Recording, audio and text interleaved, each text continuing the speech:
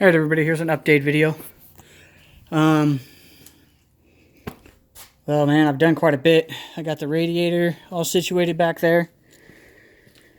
I have this in, but it's not mounted completely, so I can show you the radiator and such. Sides are completely coated. Or not coated, but covered. Clear a spot. I'll lift this guy up. Radiator's down there. It's all mounted in. 16 AN fittings. I'll have to put the cap on and everything, but I can do that from in there. I'm still going to clean in there and do a firewall. Sorry for the shaky video. Motioning with my hands when I got a camera, and it's probably not the best thing. Everything's hooked up. I haven't finished cleaning up the harness, but I'm getting everything else mocked up. It actually looks like I can probably just have that sitting there. Maybe only put 2 screws in it for temporary, or put some wing nuts on it so it's easier. I got the bracket for the shifter situated back there. I was having some binding issues before. I have to redo this. This is just me to hold them easy. This is the bracket I was using for the transmission itself, actually, before I used the, I think, Hybrid Racing is the one I'm using. Shifter box is a stock shifter box, just modified. This is one removed off of another shifter box. I cut it completely right there at the welds, and then put them on exactly the same it was, and welded it. And this, I just used a longer beam, or pin, however you want to say it, and have it go in the opposite direction. It functions the exact same as it normally would. It has 2 ECUs, currently 2 clusters, but by the time I put this together, it'll only have the 1 cluster. The dash will be in there. Then I'll have a gauge pod about right here with a temp gauge for both engines and a fuel level gauge. And then everything else I'll run the higher motor off of this tack, whatever one's idling a little higher than the other, or whatever one revs faster, however. And then I'll have the speedo off of one of the motors going to this guy. And then I'll have both oil pressures going to one of this. I'll probably use like the seatbelt symbol or something like that instead of the actual oil light. I'll just cut the one that's in here right there out of another one and place it down. Where the hell's it at? Over here somewhere. It's hard to see. Right there. And then it'll have that. So if the oil light comes on, and then I'll also do the same. Since this doesn't have cruise control. Actually, you know what I'll probably use? I'll probably use the SRS for the oil light, so they're both on the same side. And then the check engine light, since it's already there, I'll put the seatbelt one as a check engine light, so I have engine 1, engine 2. I don't know if I posted on YouTube or not, but to start the car, that's the front motor, that's the back motor. I don't have the fuel cell in, so I can't show you again. I will be doing sound deadening to the floor.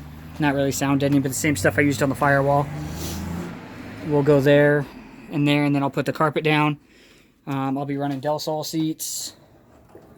Front motor's already in and ready to go. I mean, it's been in and ready to go. I've been driving it. Oh yeah, I fixed the bump steer issue.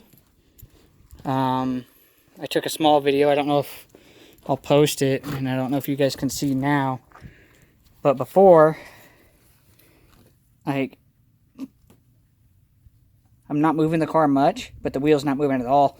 Before, just that little bit, it would move in like half an inch. The new bump steer or tie rod setup is like that. I haven't painted them or nothing. I still got stuff to do.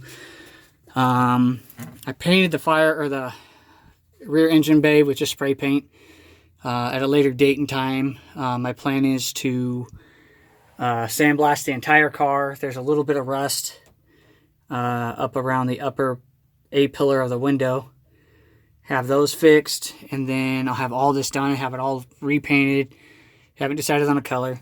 I'll paint all in here. So it'll all get done. It'll all be black. I got to build a firewall still.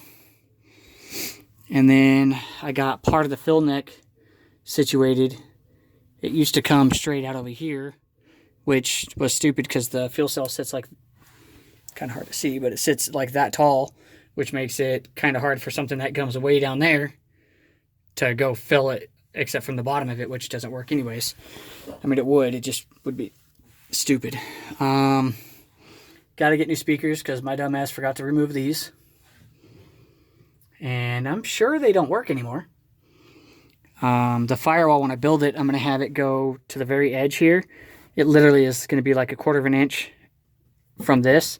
It's going to go diagonal, come up here, and then hopefully curve up so I can still put speakers and shit in here. It'll go all the way across and do the same over here, except this one's probably going to go straight. If that way my engine harness, when it goes back through it, goes through there, and I don't have to worry about bypassing that or going around it or making another grommet like I did that one. What else?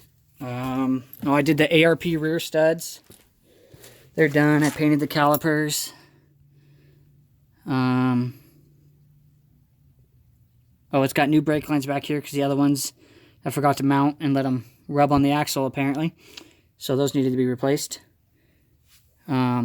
These are Honda Fit wheels with 5mm spacers. You can see the spacer right back there.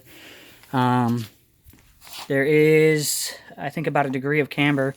But I mean, they sit pretty nice. I have another set of, I think, Circuit 8s with some Federer 595 RRs on it. I might use those instead. I don't know. I still got to do the front ARPs. I want to get the hood painted because it's rusty color.